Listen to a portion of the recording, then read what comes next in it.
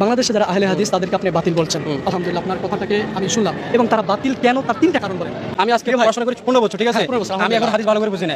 আমি এখনো কি বুঝি না, হাদিস বুঝি না ভালো করে। আমি হাদিস থেকে একটা মাসআলা বের করব, সে দক্ষতা আমার নাই। যোগ্যতা আমার নাই। শুনুন, অন্য হিসাব আপনি মাযহাব মানবেন নির্দিষ্ট। শুধু কিতাব শুনে মানলে হবে না, কিতাব শুনে থাকবে আমাদের। কিন্তু ভাই আমি কাকে মানবো? আমি মানবো যে আমাদের বড়রা যে মাসআলাগুলো ইস্তেমবাদ করে নিয়েছে সেগুলো আমরা মানবো। শুধু বড়রা যে মাসআলাগুলো ইস্তেমবাদ করে নিয়েছে সেগুলো আমরা মানবো। শুনুন, সেটা মানতে কেউ না করছে, না করছে বলতে আমরা কি ওটা বিরোধিতা করছি এখানে? আপনি তো না আমাদের ইজমা কি আছে, আপনার জন্য দলিল, আমাদের জন্য দলিল। সেটা কিন্তু আকাবির মানে না। তারা আপনি আরেকটা ফিতনা, আরেকটা বাতিল ফিতনা থেকে আপনি কেন দলিল দিবেন? এটা তো স্পষ্ট দ্বারা বাতিল। তো আপনি আরেকটা ফিতনা, আরেকটা বাতিল ফিতনা থেকে আপনি কেন দলিল দিবেন? এটা তো স্পষ্ট দ্বারা বাতিল। তারা আমাদের যুগ যুগ ধরে যে এসেছে আমাদের কাছে দ্বীন ইসলাম, ওটাকে তারা অস্বীকার করে, তারা শুধু হাদিস নির্ভর করে, সহি হাদিস খোঁজে, ঠিক আছে?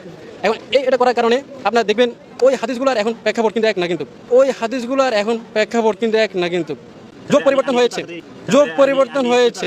সাহাবায়ে কেরামের যুগ থেকে জিলান ইলা ইয়াউমিনা হাদা, আজকের যুগ পর্যন্ত আহলুল হাদিস এই শব্দ বাই ওয়ার্ড আহলুল হাদিস জামাত যে ছিল, সেটা আমি আজকে সবুত দিয়ে যাওয়ার চেষ্টা করব। আশা করি বুক ফুলিয়ে নিজেরা আহলে হাদিস বলবেন, আহলে হাদিসের উপর ইস্তেকামত থাকবেন, আহলে হাদিসের দাওয়াত দেবেন। আল্লাহ আমাদেরকে তৌফিক দান করুন। আল্লাহুম্মা আমিন।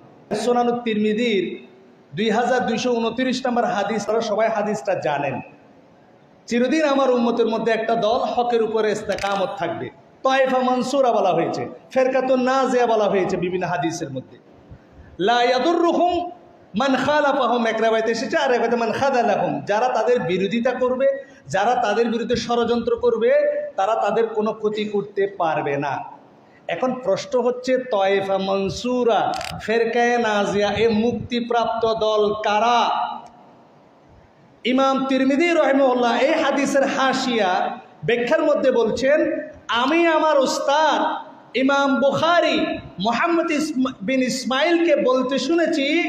মুহাম্মদ ইবনে ইসমাইল ইমাম বুখারী বলছেন, আমি আমার উস্তাদ আলী ইবনুল মাদানীকে এই হাদিস সম্পর্কে বলতে শুনেছি। ওয়াদাকারা হাদাল হাদিস আনিন নবী সাল্লাল্লাহু আলাইহি সাল্লাম, আমার উস্তাদ আলী ইবনুল মাদানী যখন এই হাদিসের জিকির করত, আলোচনা করত, তখন যখন কথা আসতো, লা তাজালু তাইফাতুম মিন উম্মতি যাহিরিন আলাল হক, চিরদিন কিয়ামত পর্যন্ত আমার উম্মতের একটা দল হকের উপর ইস্তেকামত থাকবে। তারা কারা?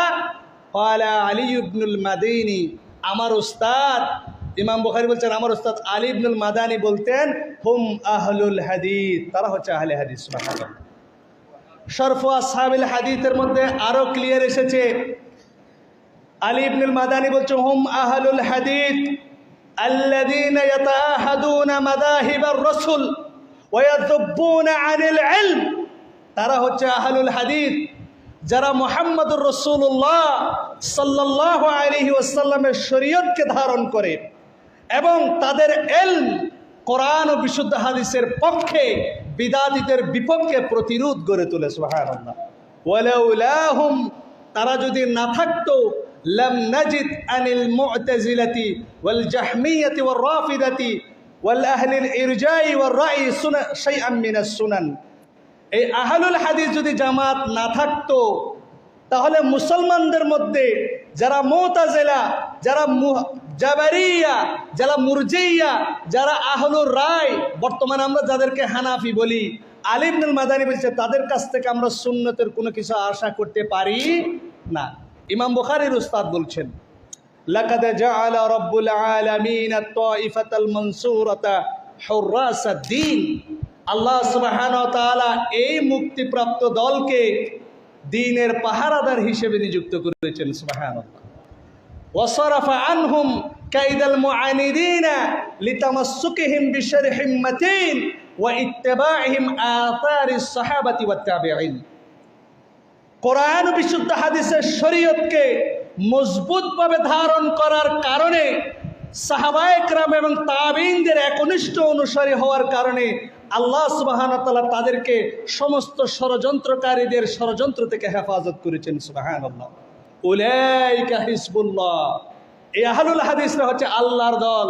আলা ইন্না হিজবাল্লাহি হুমুল মুফলিহুন, তোমরা জেনে রাখো আল্লাহর দল হচ্ছে বিজয়ী। সুবহানাল্লাহ।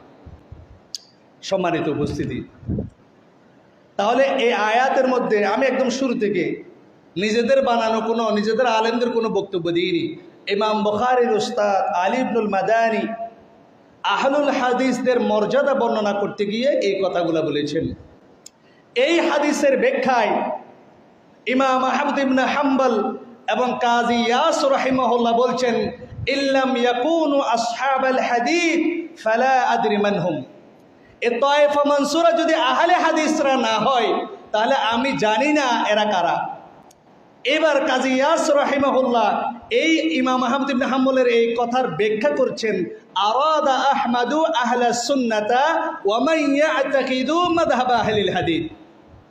কাজী ইয়াস রাহিমাহুল্লাহ বলছেন তায়েফা মানসুরা এবং ইমাম আহমদ ইবনে হাম্বল যে বললেন এই জামাত যদি আহলে হাদিস জামাত না হয় আমি জানি না এই মুক্তিপ্রাপ্ত দল কারা। এটার ব্যাখ্যায় বলছেন এটা দ্বারা ইমাম আহমদ ইবনে হাম্বল আহলে সুন্নাহ ওয়াল জামাত এবং যারা আহলুল হাদিস মাযহাবের অনুসারী তাদেরকে বুঝিয়েছেন। বলেন সুবহানাল্লাহ।